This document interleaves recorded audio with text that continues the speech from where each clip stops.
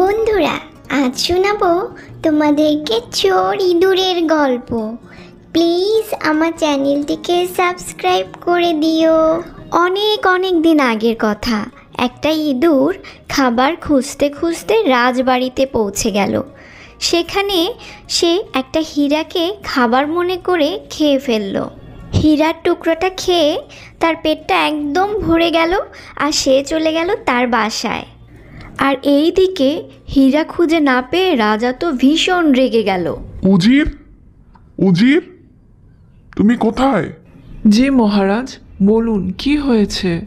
আমার সুন্দর একটা হীরের টুকরো ছিল, সেটা আমি খুঁজে পাচ্ছি না। ওটা আমার ভীষণ পছন্দের, এখনই খুঁজে দাও। উজির হীরের টুকরোটা অনেক খোঁজাখুঁজি করেও পেল না। তারপর সে গেল জ্যোতিষীর কাছে। জ্যোতিষীকে রাজার কাছে নিয়ে আসলো। মহারাজ, আপনার হীরের টুকরো তো ইঁদুর খেয়ে নিয়েছে। উজির, কি বলছে এই জ্যোতিষী? ইঁদুর নাকি আমার হীরের টুকরো খেয়ে ফেলেছে? এত বড় সাহস ইঁদুরের! আমার রাজ্যে ইঁদুরের এত বড় সাহস হয় আমার রাজ্যে থেকে আমার হীরের টুকরো খেয়ে ফেলে। এখনই ওই ইঁদুরকে ধরে নিয়ে আসো। মহারাজ, আমি একজন শিকারী, আমি অনেক কিছু ধরেছি জীবনে। আমি আপনাকে হীরের টুকরো এনে দিতে পারি যদি আপনি আমাকে বলেন। ঠিক আছে, ঠিক আছে, তুমি আমার রাজ্যের সব থেকে ভালো শিকারী। যাও, তুমি আমার হীরের টুকরো খুঁজে নিয়ে আসো। তুমি যদি আমার হীরের টুকরো খুঁজে পাও তাহলে তোমাকে পুরস্কৃত করা হবে। ওই শিকারী ইঁদুরের গর্তে চলে গেল। সে গিয়ে দেখল অনেকগুলো ইঁদুর একসাথে বসে আছে, কিন্তু একটা ইঁদুর একটু দূরে একা একা বসে আছে। মনে হচ্ছে এটাই সেই চোর ইঁদুর।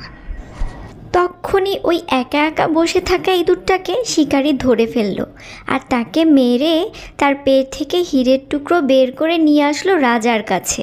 রাজা তো হীরের টুকরো পেয়ে অনেক খুশি।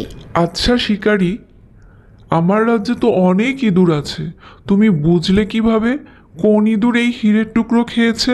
মহারাজ, আমি যখন ইঁদুরের গর্তের মধ্যে ঢুকলাম দেখলাম সব ইঁদুরগুলো একসাথে আছে, শুধুমাত্র একটা ইঁদুরই দূরে বসে আছে। তখনই আমি বুঝতে পারলাম ওই ইঁদুরটাই হিরে খেয়েছে। কেন কেন একা বসে আছে, এই জন্য তুমি কিভাবে বুঝলে ওটাই হিরে খেয়েছে? মহারাজ, এটা তো খুবই সহজ হিসাব। যখন কোনো মূর্খ হঠাৎ করে ধনী হয়ে যায় তখন সে নিজেকে অন্যদের থেকে আলাদা মনে করে, তার জাতিকে সে ভুলে যায়, সে নিজেকে রাজা মনে করে।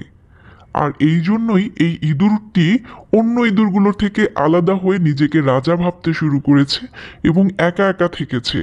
তাই আমি বুঝতে পেরেছি ওই একা ইঁদুরটি হীরের টুকরো খেয়েছে। আর তখনই আমি ওই ইঁদুরটিকে ধরে ফেললাম। আচ্ছা আচ্ছা, বুঝলাম, তোমার অনেক বুদ্ধি। বন্ধুরা, আজকের গল্পটি কেমন লাগলো অবশ্যই জানিও। আর এই গল্পটি থেকে শিক্ষে নিও যে হঠাৎ করে ধনী হয়ে গেলে বা তুমি যদি হঠাৎ করে অনেক কিছু পেয়ে যাও তাহলে তুমি তোমার পাশের বন্ধু বান্ধবদের ভুলে যেও না। ভুলে গেলে তোমার নিজেরই বিপদ হতে পারে।